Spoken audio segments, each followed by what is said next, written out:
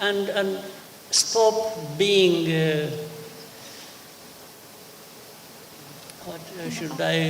I don't want to exaggerate, but stop being beggars and depending on others.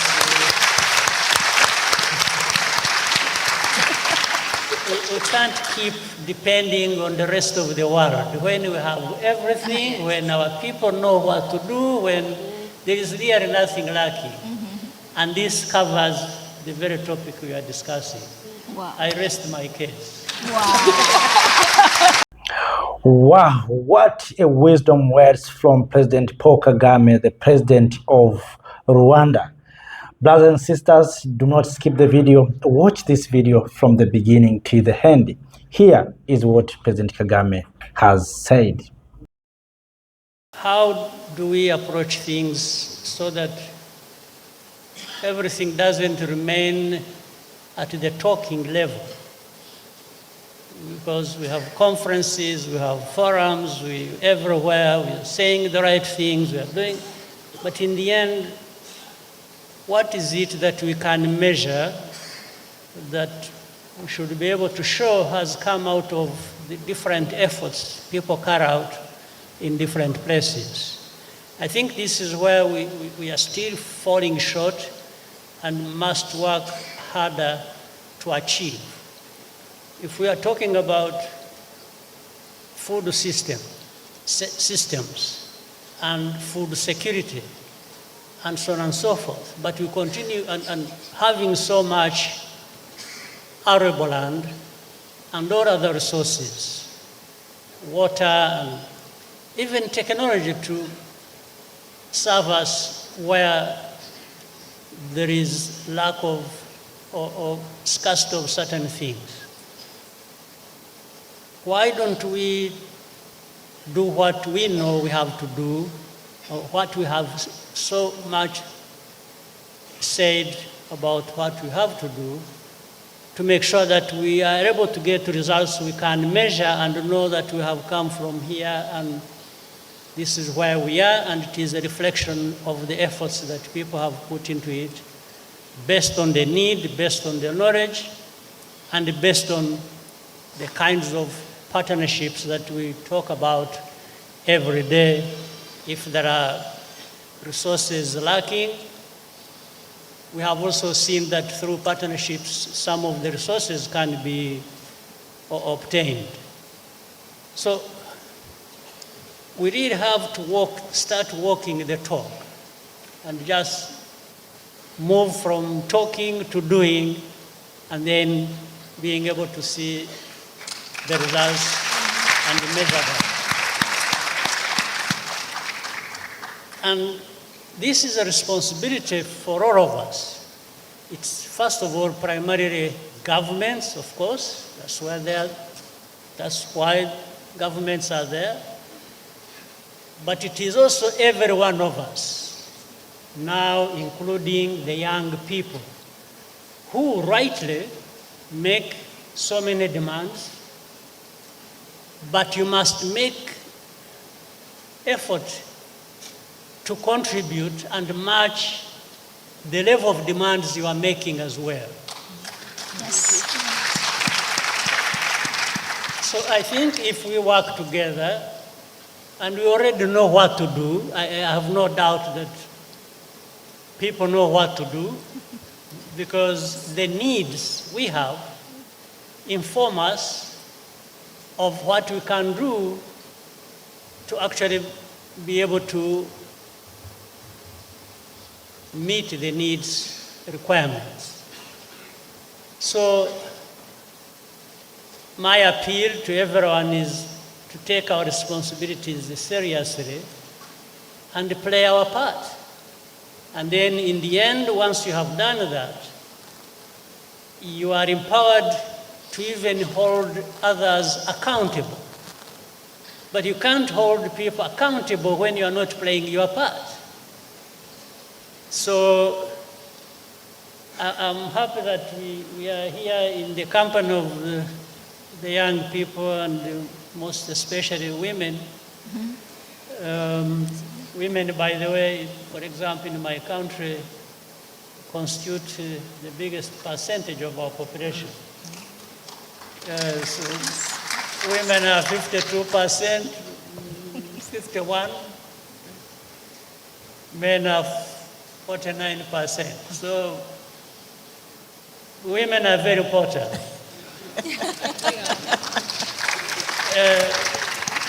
Even beyond just that aspect.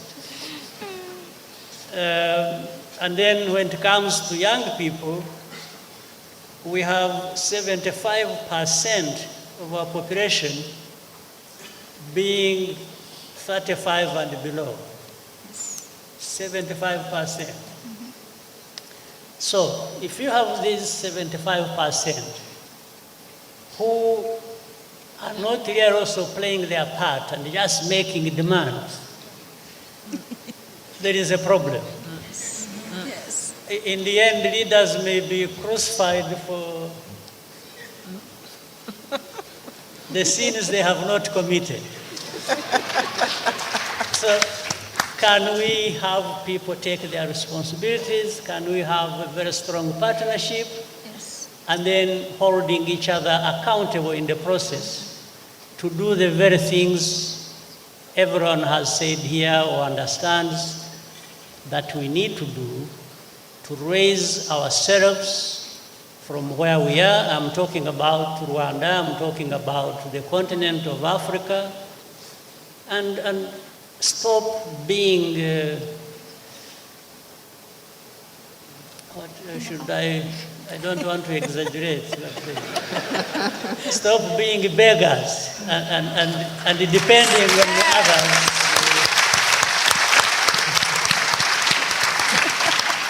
We can't keep depending on the rest of the world. When we have everything, when our people know what to do, when there is really nothing lacking.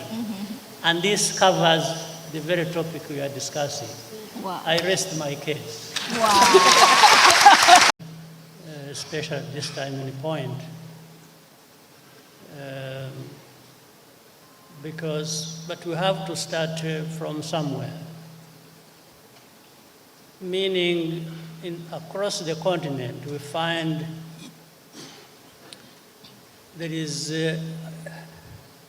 largely subsistence agriculture, which we have to modernize and make it sustainable.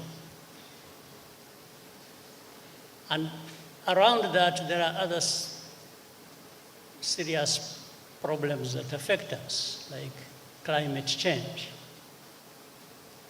So in thinking about the transformation that has to be undertaken, we bear in mind these problems. There are problems of funding, there are problems of entrepreneurs connecting with all that. So some of the changes we have done in our country in this has been also on the basis of partnership we have had with different people, countries across the world, private sector, in order to attract this kind of investment. For example, we have a partnership with the IFC, which has helped Rwanda to create Rwanda Climate Agriculture, Smart Agriculture Initiative Plan, which works across the country and starts with even small farmers, but focused on smart agriculture that is going to be sustainable.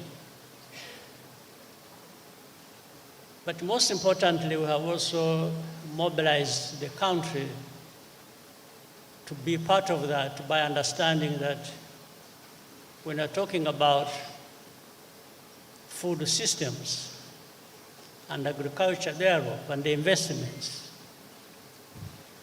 we're also talking about different problems we have to overcome by changing the mindset of our people, and some of these things have been said before, where one, we are not producing enough.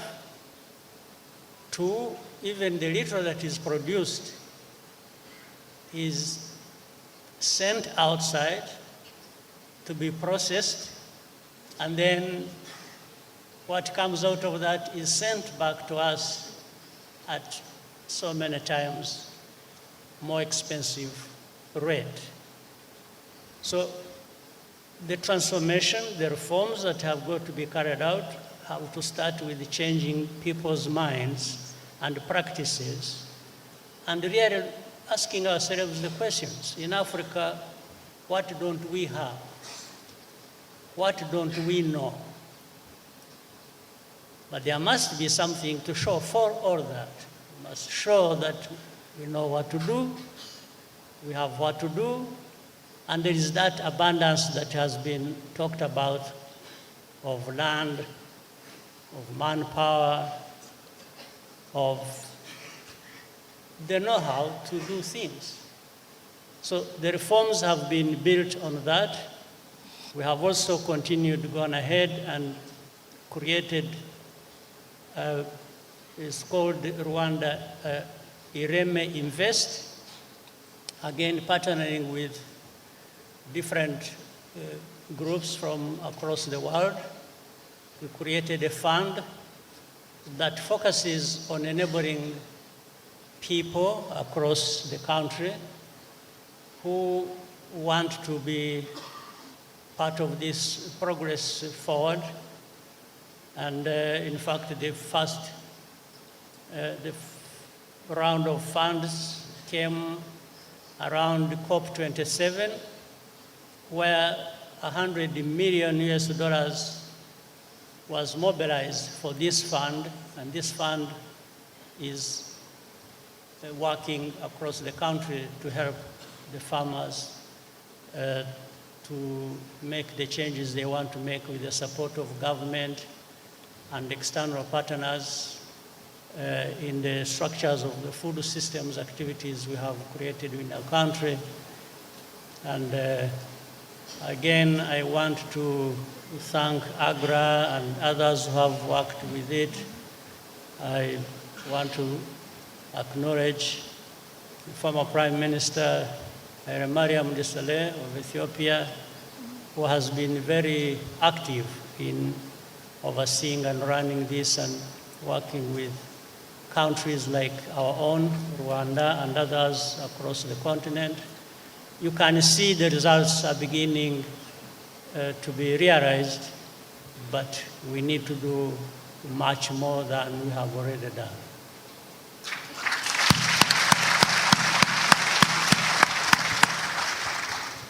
Thank you very much.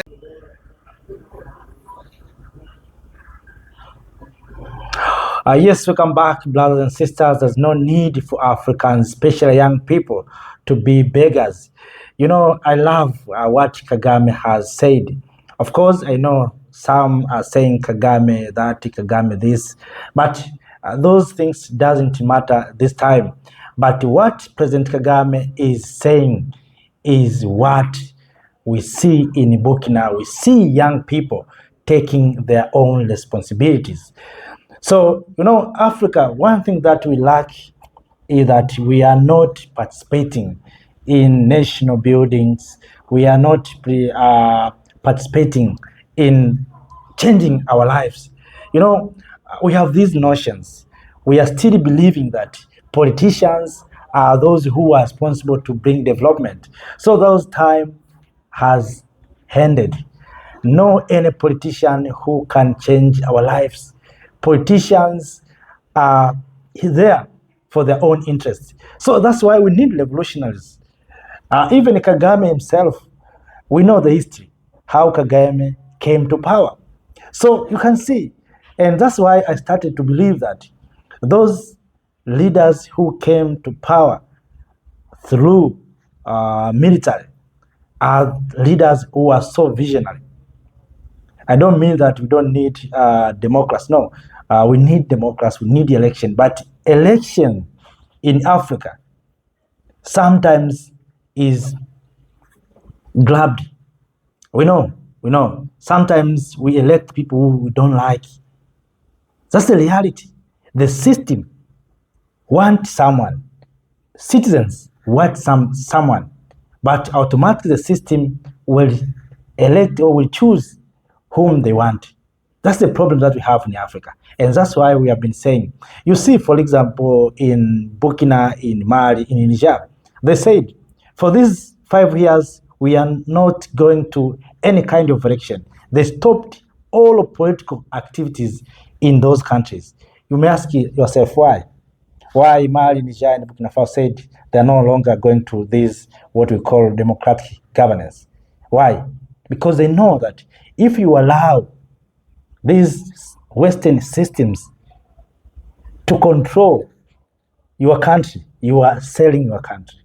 And that's why today you see Africa, we have resources, we have everything, but we are beggars. Why we are beggars? Don't we know that we have gold? Don't we know that we have uranium? Don't we know that we have cobalt? Don't we know that we have horrible land? Don't we know that we have water bodies? We have lakes like Lake Nyasa, Lake Malawi, Lake Victoria, Lake Tanganyika, Lake Kyoga, Lake Turkana, Lake Chad. Don't we know? We know. What are we doing? Don't we know that we have rivers, River Nile, River Orange, River Limpopo, River Congo? Don't we know that? Why we are not using a resource that we have? We have designed to produce for others. We have designed to work for others. And the politicians are the ones who are engineering all these things. They are like colonial crackers. They're like headmasters. They are guiding us to work for the Western power. They're guiding us to work for the imperialists. They're guiding us to work for foreigners. And that's why sometimes you wonder that Africans, we can discover resources, minerals, we can maybe find horrible land. When we start doing or producing, the same government come to us telling us that we have received investor. These investors will hire you. So we have already started to work, producing our own food, mining our resources, our minerals, and yet the government, through these leaders that we elected, they're telling us that stop what you are doing. We have get an investor with a lot of money, so you will be hired. So you see, that's how we were designed. We were designed to work for others. You know, President Kagame has spoken one thing that is very, very important, that even the little that we produce, we are exporting. Yes, we lack, but even the little that we have, it is being exported and returned to us in times price. You see? So it's about the issue of our minds. And this is the message to young people. And you know, have been saying to young people, sometimes we were told that we are still young, let us wait to be matured. Let me tell you something. There's no exact time for you to be matured. As long as you work for the interest of your country, for the interest of your community, you are already matured. There's no exact time that will come and tell you that this is the right time. Have been using the example of our founding fathers. What was the age of Kwame Nkrumah? What was the age of Mwalimu Julius Kambarage Nyerere? What was the age of Patrice Lumumba? What was the age of Captain Ibrahim Traoré when he took power in Burkina recently, not so long ago? And we see right now Burkina Faso is feeding itself. So it's not about numbers of your age, it's about your mentality. We are so colonized, we are so conquered in your mind, we are waiting Europeans, we are waiting others to come and do for us. The time is over. Africans, wake up. There's no good words Kagame and other revolutionary leaders can tell us.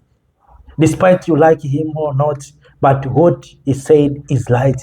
And that's what we want to act. We must stop talking. We are talking every time we are talking. Even myself have stopped talking. Of course, here I'm just sharing my thoughts with you. But you know that I have a project, agricultural project. I shared my videos. If you're familiar in this platform, you remember what I have done, have fishing project, have a poetry project. So I'm trying to do, even if I will not succeed, but I'm trying to do my best. I know the time will come when success will come to me. And I will come to show you my success. It is possible. It is possible. Young people are learning a way to township to be drivers of tuk-tuk and drivers of boda-bodas. The time has come. They lift horrible land and mines in the hands of Chinese. It is paining to see we young people, we are learning away from our motherland. And others are risking their lives into Mediterranean Sea, crossing Saharan desert when they are trying to go away from Africa. And yes, we are saying we have no peace, but who is fighting? Who is destabilizing our continent? It's about conscience. I've been saying this many times. We cannot blame the West. We cannot blame others. Sometimes we need to sit down and to blame ourselves. Who are fighting in the bush in Democratic Republic of Congo? Are they Europeans? Yes, there are some Europeans, but there are many who are fighting are Africans. Who are fighting in Sudan? It's Africans. So how is it possible that someone can come from Europe, give you guns, tell you to start fighting, kill your relatives, and you accept? Who is the problem? It's you. How is it possible that you buy something that you can produce at your homes? Why you are not producing yourself? It's about the issue of mentalities. So, brothers and sisters, it is paining, but Kagame has spoken very well. Thank you for watching. Thank you for being part of this movement. We are here to share our thoughts, ideas, and to find best solutions for our challenges. We can, we must, we do, we have to change this continent. We have no shortage of knowledge. We have no shortage of resources. We lack right decisions in our mind. The problem is our minds. Tell me what Africans will lack. Tell me what Africans will lack. Young people, what's our problems? Why we cannot act? You know, there's something that I love, what I see in Rwanda, in Burkina Faso. Young people are participating even in cleanness. They clean their cities. They clean their townships. But if you go in other African countries, you will be shocked. People are living in dirty areas. They are waiting the government to come and clean for them. Are we human beings? Or we are, sometimes, I'm sorry for that statement, but it is paining to see that we Africans, we are not taking action. Recently, I shared the video of the bridge created by Africans. Some Africans, not all. In other places, people are waiting, relaxing, waiting for the government, blaming leaders. For how long will we blame leaders? Leaders will not give us food. They are creating environment. So the time for Africans to wake up and to do what is good and right for ourselves is now. If you are waiting for politicians, corrupt politicians to do, you will suffer. You will suffer. Nothing will happen. Change from now. Do what is good and right from now. Africa is watching you. Africa is waiting you, young people, to change it. If Traoré can do it, why not you? I don't mean you have to take power through military revolution. No. I want you to be part of your nation building. I want you to be part of uniting Africans. I want you to be part of success. Let us everyone play your part. Let me play my part. You play your part. Do what is good and right for the community, for the people of Africa. If we can contribute small things that we have, we can have a huge, even the bucket filled with water with several or more millions of drops. So you are among all those drops of water. So if I'm the drop, you are the drop, and someone the drop, we can fill the bucket, and our bucket is Africa. Abdash, have a nice time. Thank you for watching. Thank you. Thank you, Africa.